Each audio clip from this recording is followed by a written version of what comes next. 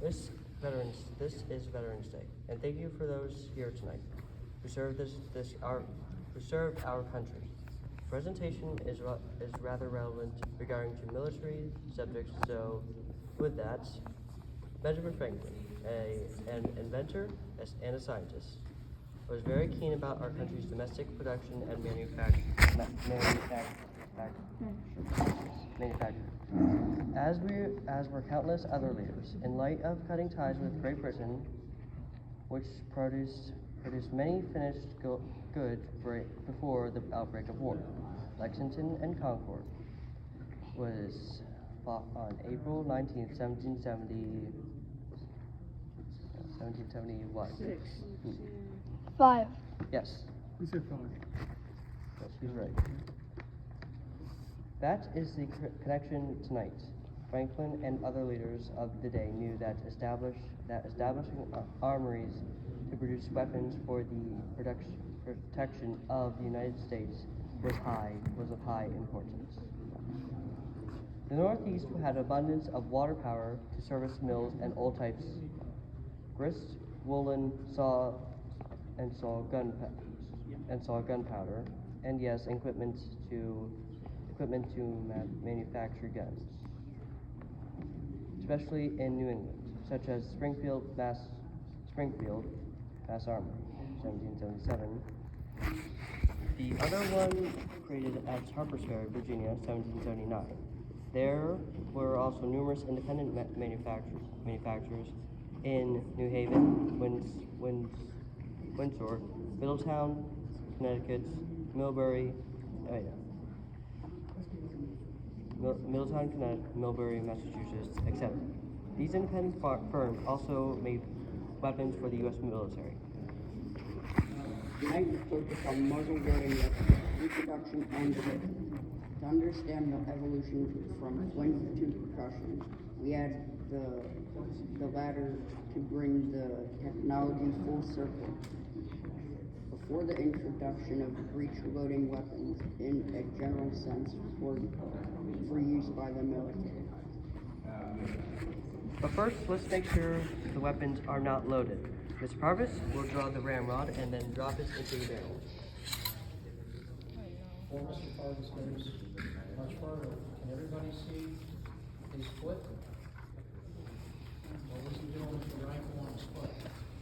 He was resting it on his foot. Why would he put the button stop for his rifle on his foot? So it doesn't get dirty. Right, you never want to put, this was life, right? So preservation of this tool was life on a battlefield. So you always treated it with the utmost reverence. Because literally, your life depended on it. So to protect the bottom of the rifle or the weapon, they would always plant it on their foot instead of in the mud or on the ground. About 1/4 of the ramrod should appear above the muzzle, and you will hear a distinctive ping.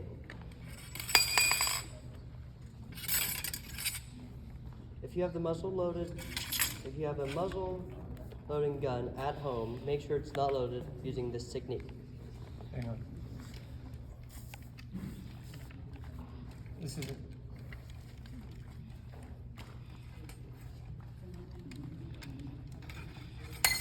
My God.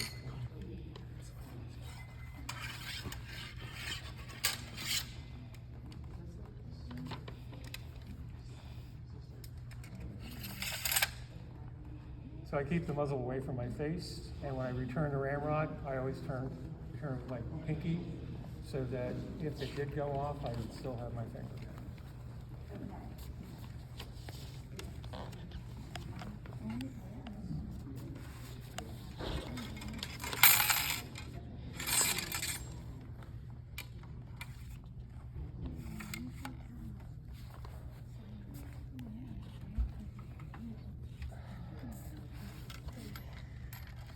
There are a lot of people who own these things and they actually are loaded.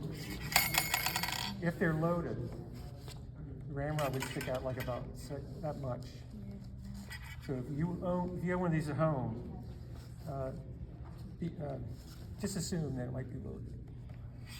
And if it is, give me a call.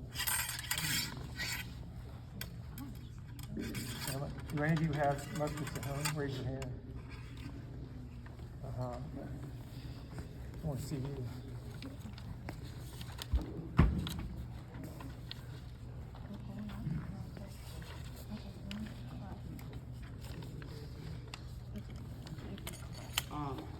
The first musket for discussion is the British-made Brown Bess.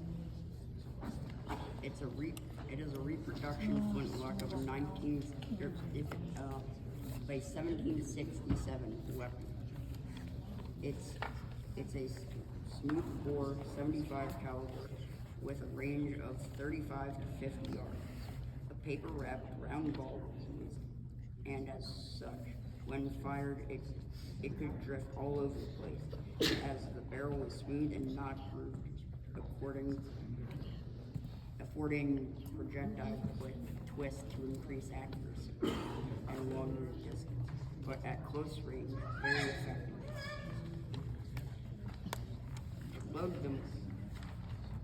To load, the musket was brought up waist high, powder poured on the flash pan gutter, prison closed, remainder of the powder poured down the barrel, rammed and ready to fire.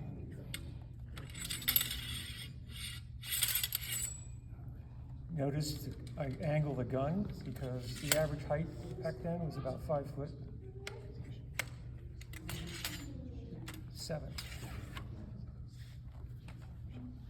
Okay, so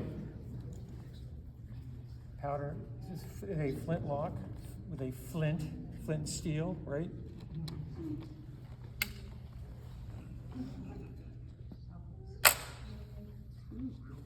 Boom! So that's, and I have a guard here. So this technology was 18th century all the way. Who's ever heard the phrase, don't go off half-cocked? That's half cock right there. Actually, for the loading cycle, it's a half set. You obviously, if you're in the middle of loading it, you don't want it to go off, that's where the saying, That's your safety. it's a metaphor. And also flash in the pan. Have you heard that? Yeah. It means that you're wishy-washy. You're not going to follow through. You're just a flash in the pan. You're not really going to do anything. So that's an expression. All right, so go ahead.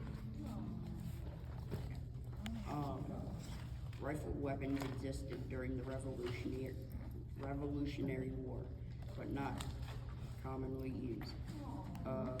Patched Pennsylvania long rifle was effective up to 100 yards, but had limitations in the line of battle. That is to say, could not fit the bayonet. The bayonet charge was often used after firing a few volleys to demoralize and cause disorder among the enemy. Fixed bayonet, shoulder arm, quarter arm, unfixed bayonet. So this is where you do put the butt of your gun on the ground, but if you slam it on the ground, and this goes with modern weapons or anything like that, you can crack the stock.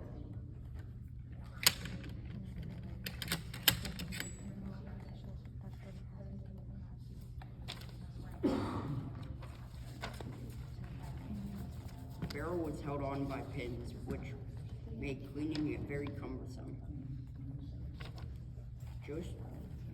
Yeah, see, these are all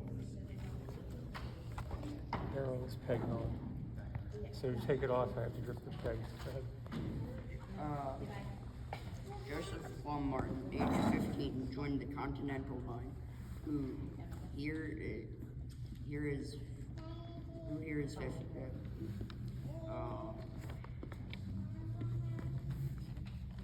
Anyone 15 out there?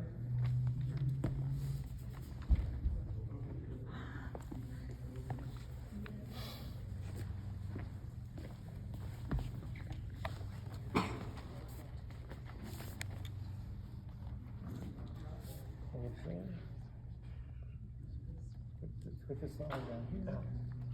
All right, close enough. So Plum Martin was 15 years old when he joined the Continental Army.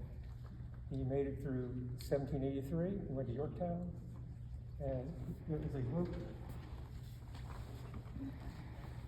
of his journey through the war, and I highly recommend it. Great reading, won't put it down. And Valley Forge, Morristown, Yorktown, Monmouth. What's the name of the book? Mr. Parker? What's the name of the Narrative book? of a revolutionary. What's the name of the book? The name of the book is The Narrative of a Revolutionary Soldier, Joseph Plum Martin. And I'll leave it up here if you want to take a photo of it.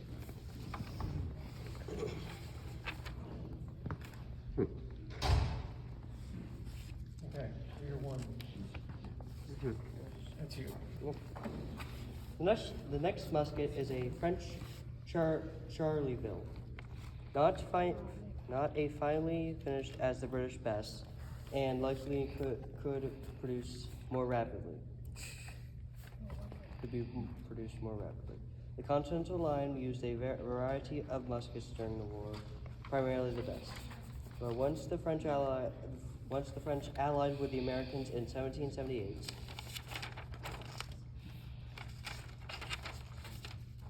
Thanks to who can give an answer?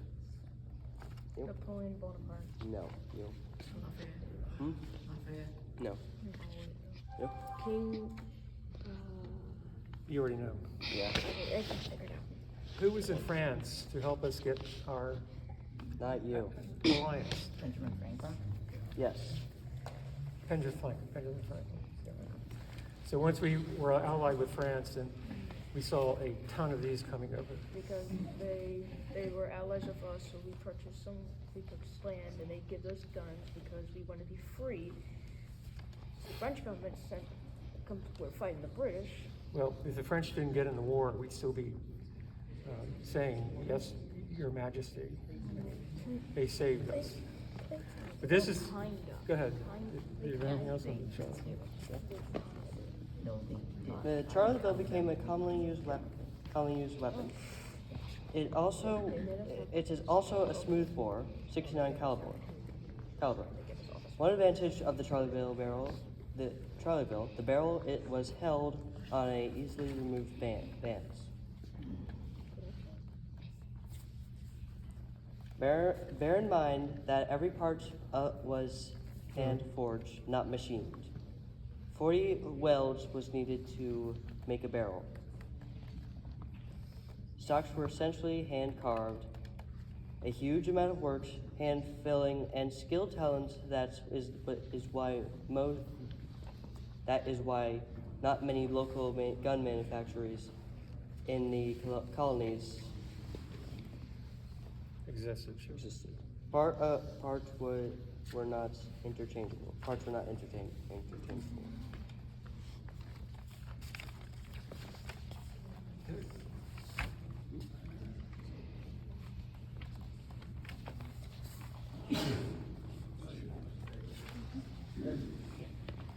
This is an M, or a model 1836 military pistol made by Waters Company, Millbury, Mass in 1837. It is original, often smooth bore. However, this barrel is rifled, but not common whatsoever. The U.S. copied the French arms formula as seen here on the pistol, especially the removable bands. Note 2, the hammer is similar. It is a .54 caliber flintlock weapon.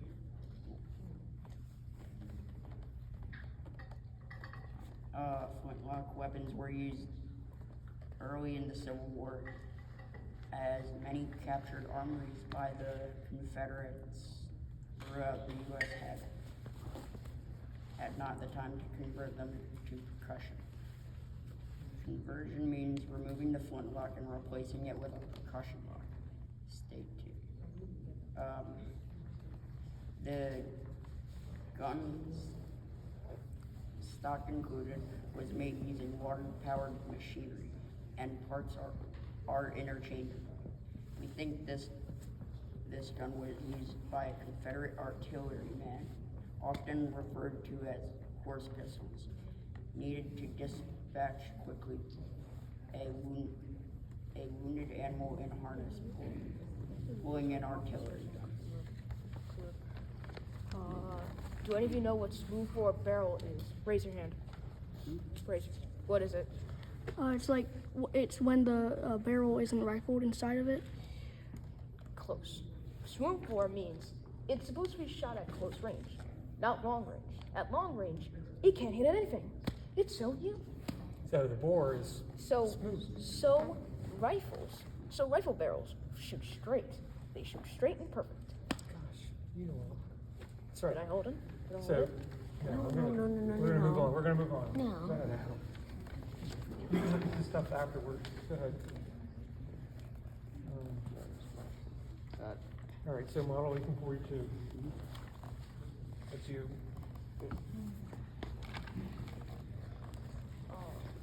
This is a model 1842 muskets reproduction Harper's Ferry. It is a smoothbore 69 though many were rifled. Smoothbore barrel is not. It is a percussion instrument, percussion weapon. Note the similarities to the Charleville. A cap containing a full fulminate of mercury placed on the cone was used to ignite the charge. Again, the 69 smoothbore range was not great. However, when adding one ball and 3 buckshots to the load, it was very effective. The 1842 saw a lot of service during the Civil War.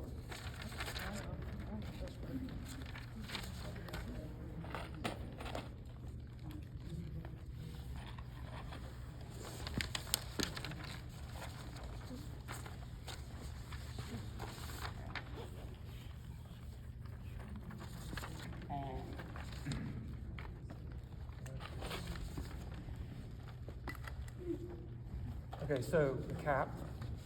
Now I've moved into the 1840s, 42. And so remember I poured powder into the flash Yes. pan? Yes, I've seen people. Packed. Once you fill the pack in, it will start after you shoot the pack in.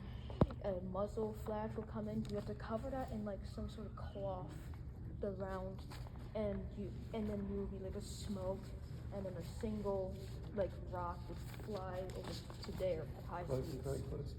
So this is the cap.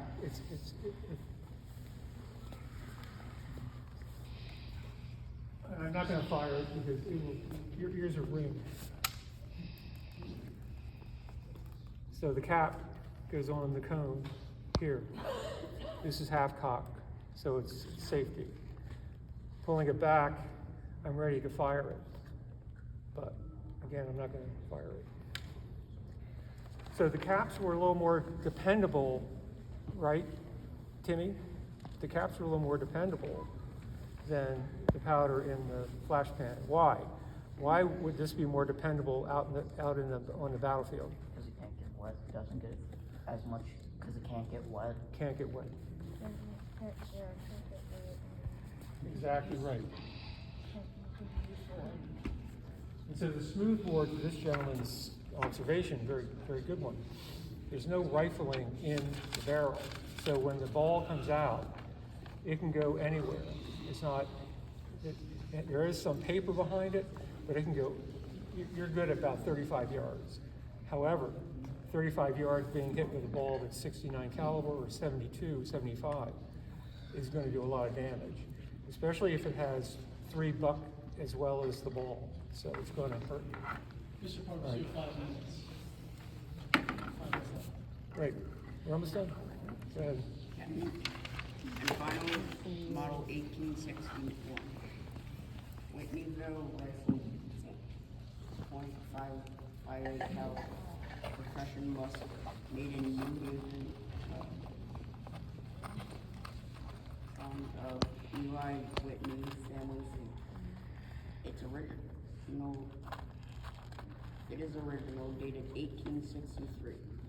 It uses a projectile with an expandable hollow base with rings at the bottom engaging the grooves in the barrel when fired.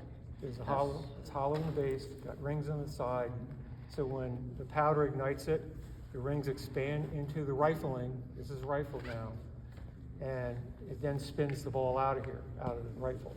So you're now going from a 35, 50 yard effective rate to a possibly 300 yard effective rate because of that. And Minnie Claude Minet was the one who developed this. And anyway, go ahead.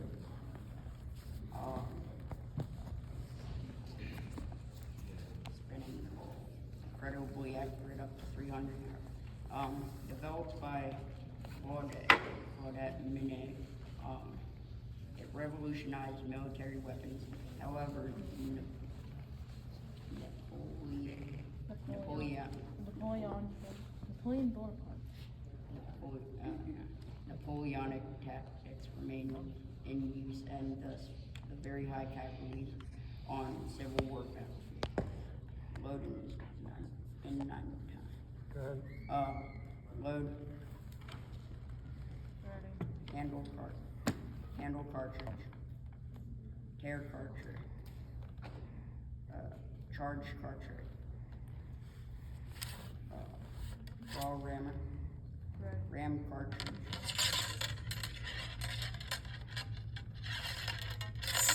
Return rammer.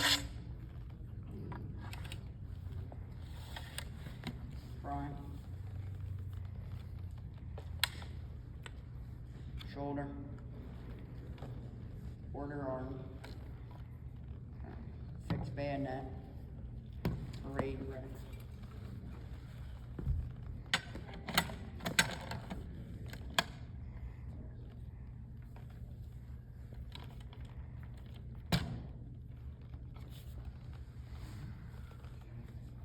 That's it.